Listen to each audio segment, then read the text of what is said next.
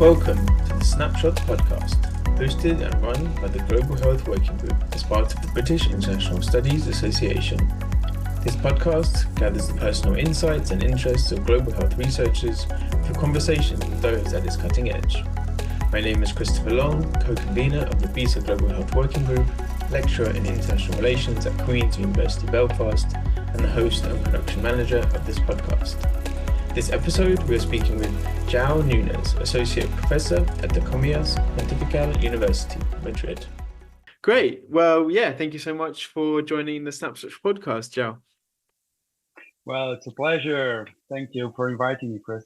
Yeah, it's great to have you here. So to begin with, what kind of sparked your interest in global health?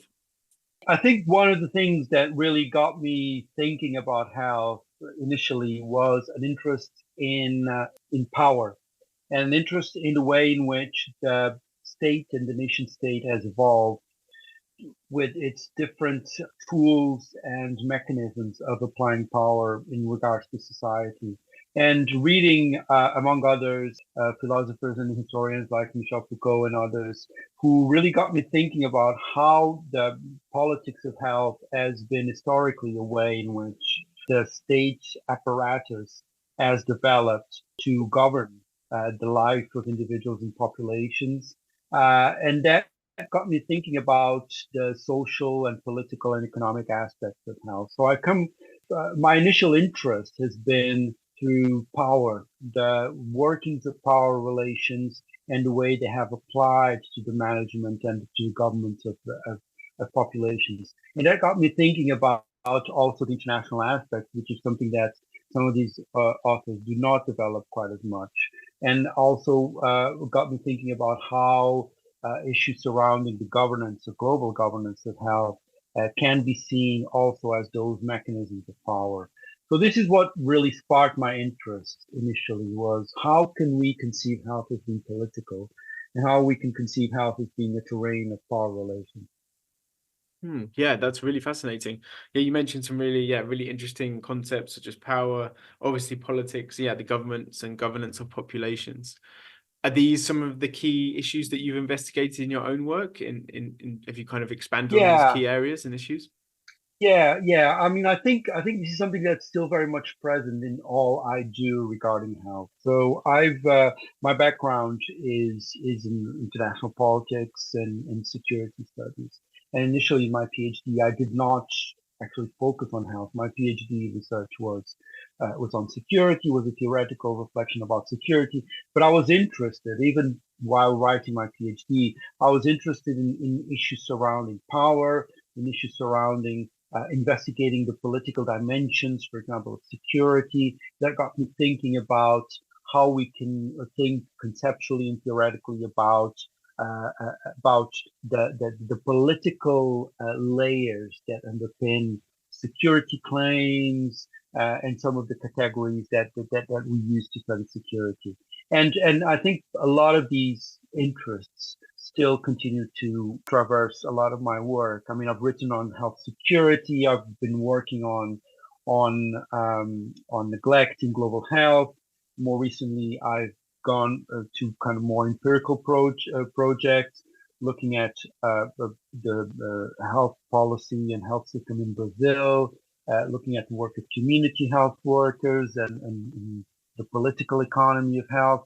But overall, there's always been an interest on how is power being mobilized.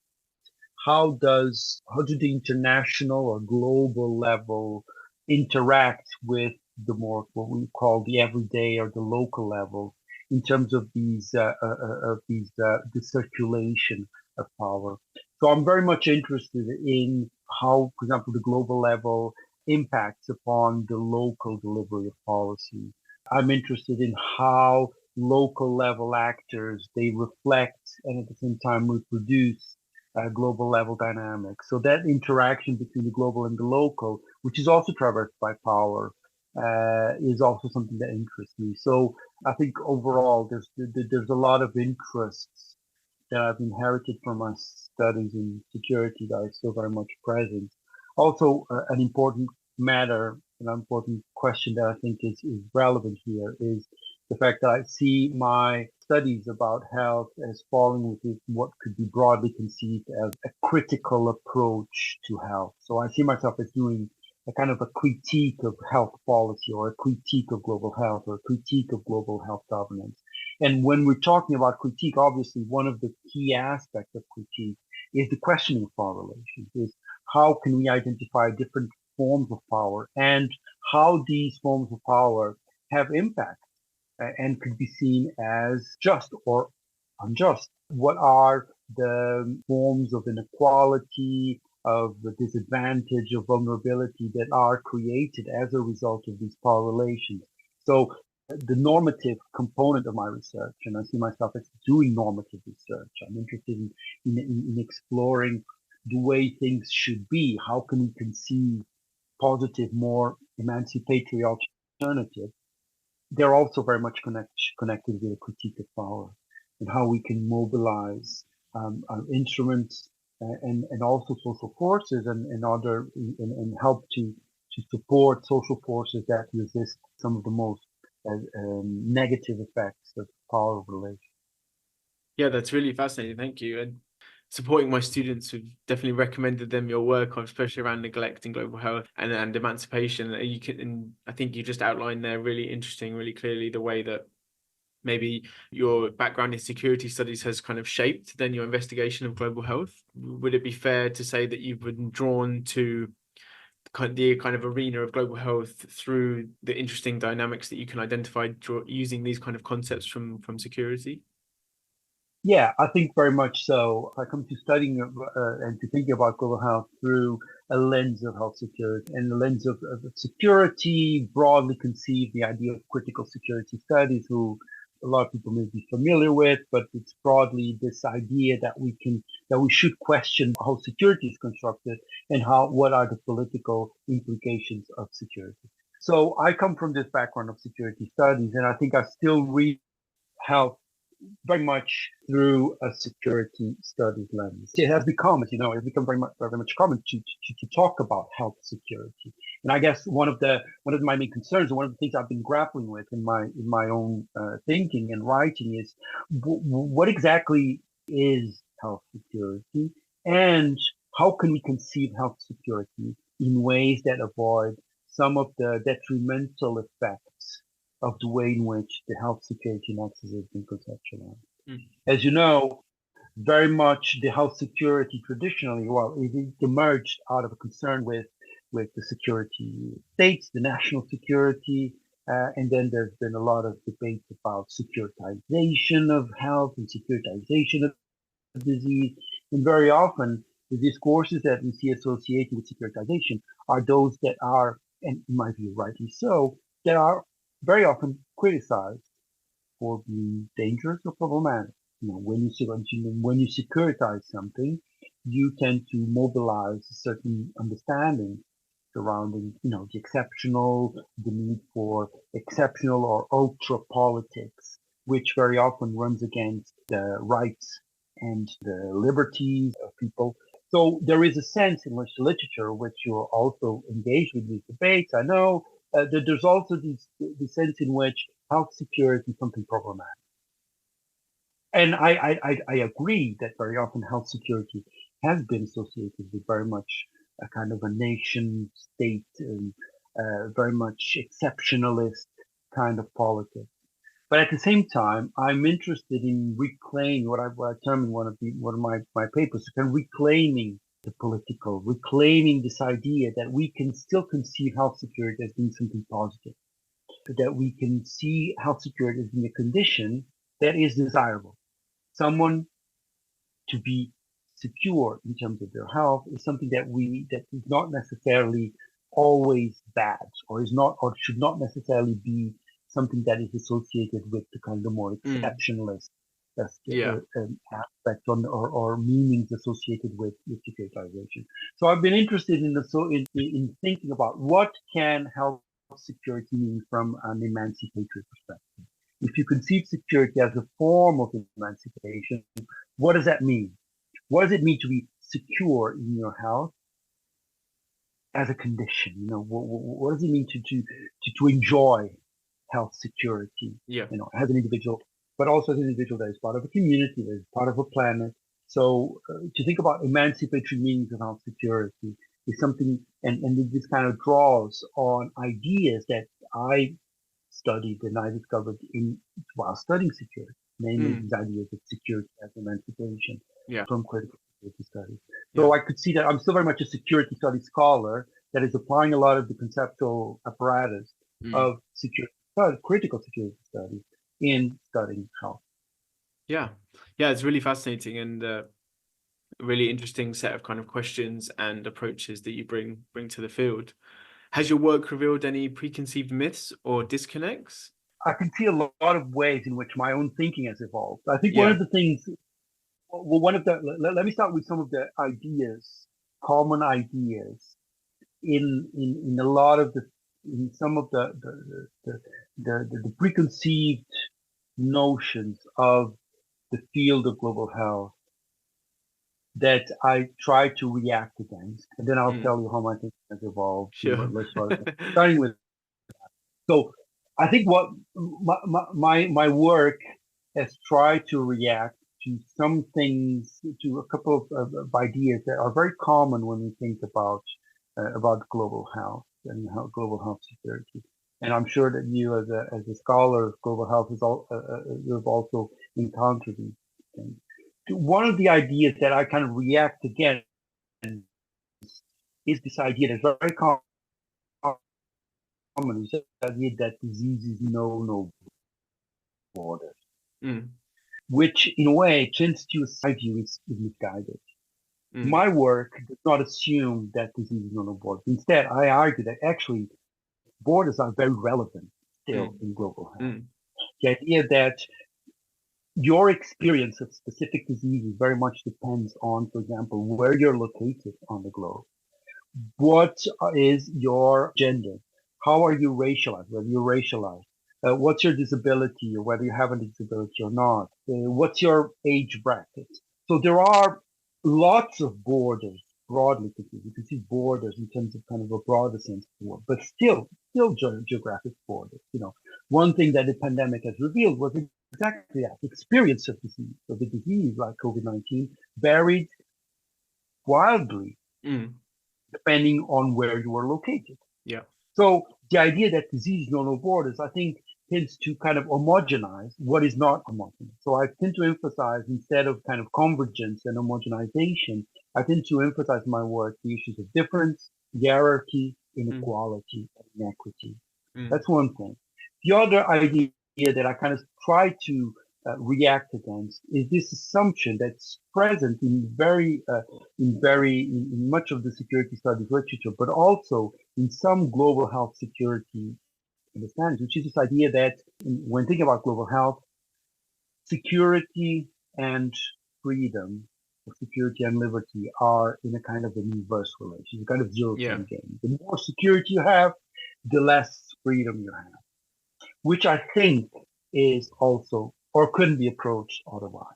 And my approach, well, it's not mine, I draw from the work of critical security scholars like Ken Booth and others, Junita Badu and others, who say, well, actually, security is a condition of freedom. Security is not necessarily antithetical to freedom. Yeah. So health security does not necessarily need to mean that you are relinquishing your freedom or giving away your rights.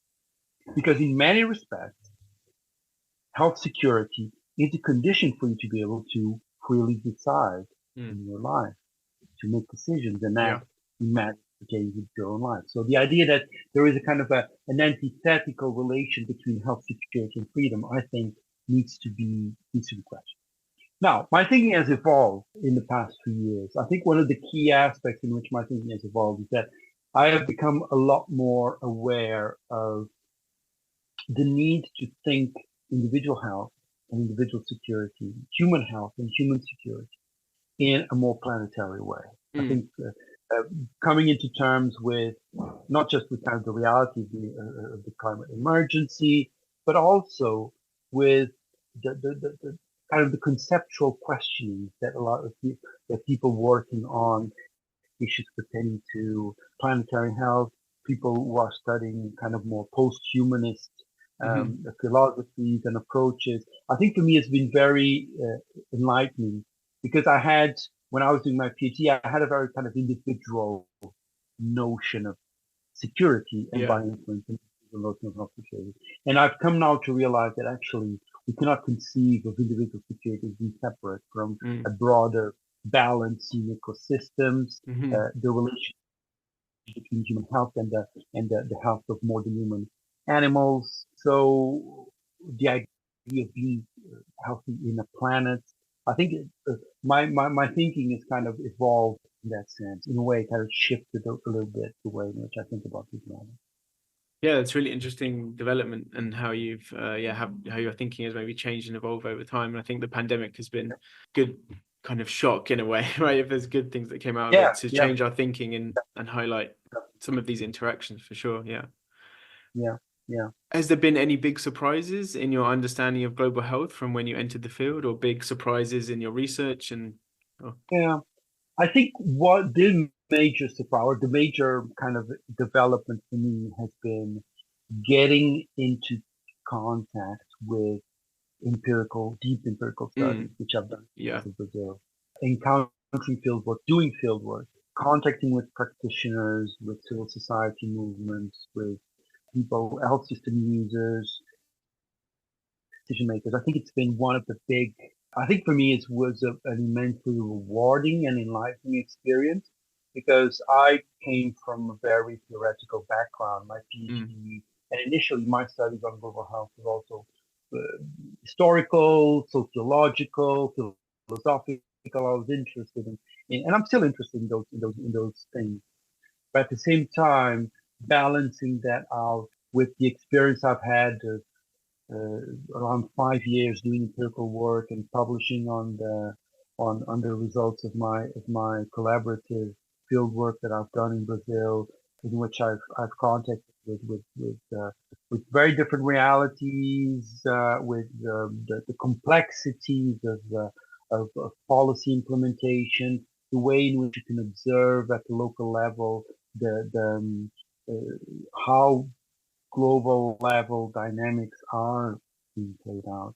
I think for me, mm, it's been hugely enlightening and hugely rewarding. And in a way, I think it's just shaped. I don't think it has been kind of the surprise, although there have been surprises here and there. But I think it's mostly about it really changes. It's kind of a shifts the way you approach things. You start mm, thinking not theoretically, but also with this eye of, how are these things being translated on the ground? And I'm also more keen or more interested now in the level of practice, mm, how discourses are, they shift and are translated into practices.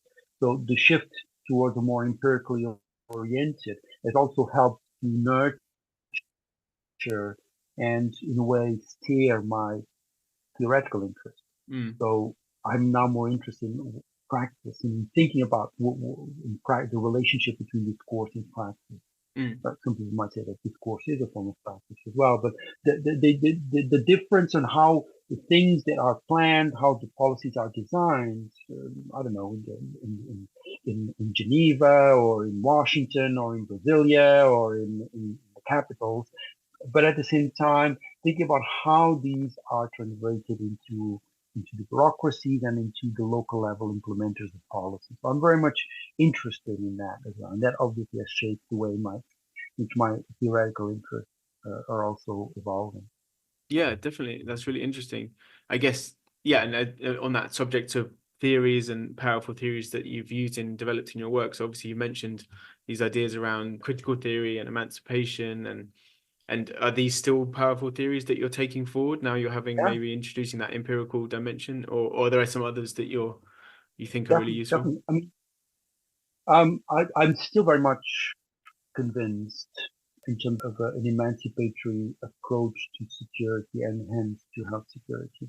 I'm interested in theory that is normative, that is explicitly normative, that is explicitly interested in confronting power hierarchy. So the work of critical theorists, with the Frankfurt School, for example, people like Michel Foucault. They're references that remain very much relevant to me. I'm interested in historical sociologists like Norbert Elias. I'm interested in sociologists like Luc Boltanski, Pierre Bourdieu. These are people who have thought about how to think normatively about practice. And how to think about the evolution, in the case of Norbert Elias, how to think about the evolution of practices in history. So these are things that I've come to incorporate into my theoretical concerns and understandings. Also, very much interested in political philosophy and political theory. I'm very much inspired by feminist political theory. I think a lot of my concerns surrounding emancipation, vulnerability, disadvantage, harm, they're very much issues surrounding, politics, the politics of the body, which is something I'm very much interested in as well. Thinking health through the politics, through body politics. I've been immensely inspired by feminist political theorists, Judith Butler, for example, like Iris Marion Young, like Nancy Fraser, for example, that have incorporated critical theory, Foucauldian thought, but also feminist theory. So I would say that those are some of the key ideas or some of the key authors and approaches that I tend to gravitate around. Yeah, that's really fascinating, really interesting set of kind of theories that you're moving towards or using at the moment. Yeah. And do these theories and this turn to practice, do these represent some of the kind of the most interesting issues that you're focused on now as you move forward? Yeah, I think so. I mean, at the moment, I'm still interested about the idea of critical global health, how to think about health critically. And this incorporates a number of concerns about that I've come to study, issues surrounding security, obviously, issues surrounding violence, issues surrounding vulnerability, issues surrounding inequality. So all of these are, in a way, kind of sub-themes that I try to explore within the kind of the overarching umbrella of a critical approach to global health.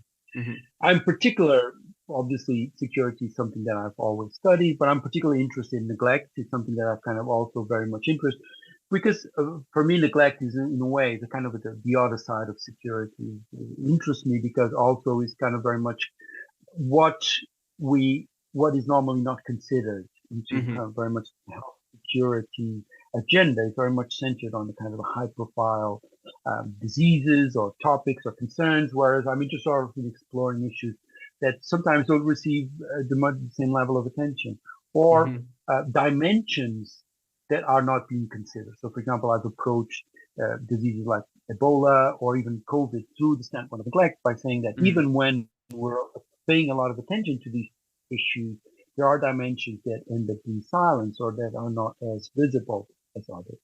So my agenda is still very much interested in this critical global health, specifically ideas of neglect, thinking about neglect.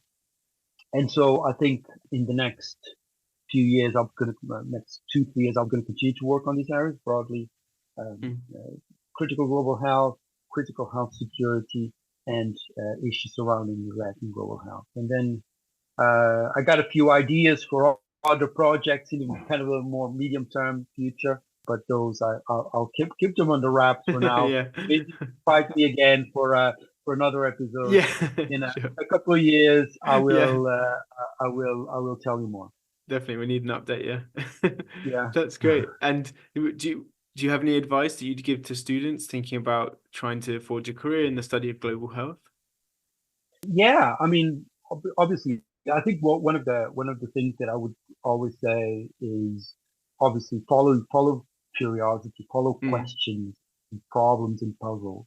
And these puzzles do not necessarily need to be focused on specific diseases. They could be, puzzles surrounding other aspects that have relevance, issues surrounding inequality, issues surrounding vulnerability, disadvantage, precarity. Say follow puzzle. And also one thing that I always try to do is to think about what is the broader relevance of the study about health in terms of thinking about world politics more generally. I think a lot of the issues And I think a lot of the work that we're doing that has been published, and I include your work as well, Chris, is that a lot of the things that we're doing in health are also things that are highly relevant for thinking about politics in general. So some of my favorite books about global health are also, and articles are also works that raise important questions about politics in general, about international politics in general.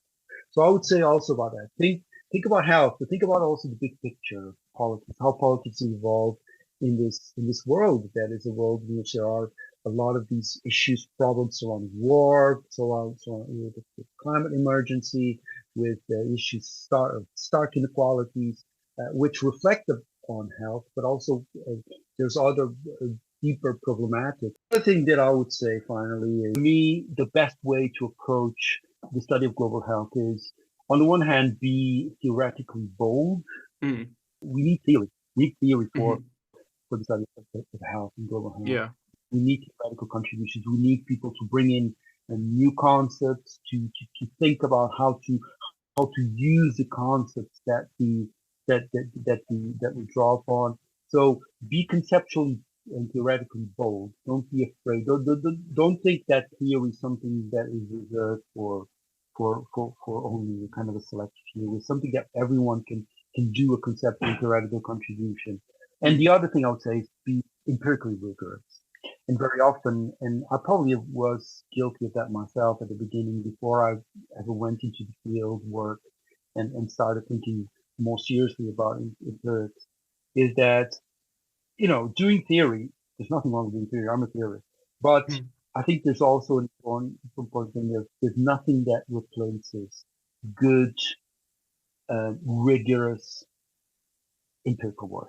Yeah. And this empirical work does not necessarily mean that you need to go into a field work and do interviews. It can be archival work. It can be just work being on a computer, crunching data. It can be, analyzing databases that you find on the internet, or collecting or doing studies on from your desk. But it's about kind of being able to balance theoretical innovation and drawing on kind of the latest theoretical developments with empirically rigorous, painstaking work. And that's something that I think is really, really important, because we need, with all of these crises that the world is facing, we need people that are able to approach the topics and the problems with a critical eye, but at the same time, the critical scholars, the critical students, the critical researchers, they need to be equipped with rigorous empirical knowledge if they are to succeed, to really help to bring about positive change. So we need painstaking empirical work to support research.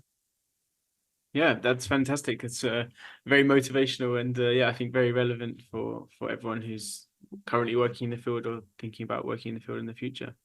So I think that brings the podcast to a close. So thank you so much, João, for taking part. Thank you for the opportunity, and all the best, and I'll keep an eye on future episodes. Yeah, definitely. Thanks a lot. Thank you. Thank you. Bye-bye. Bye.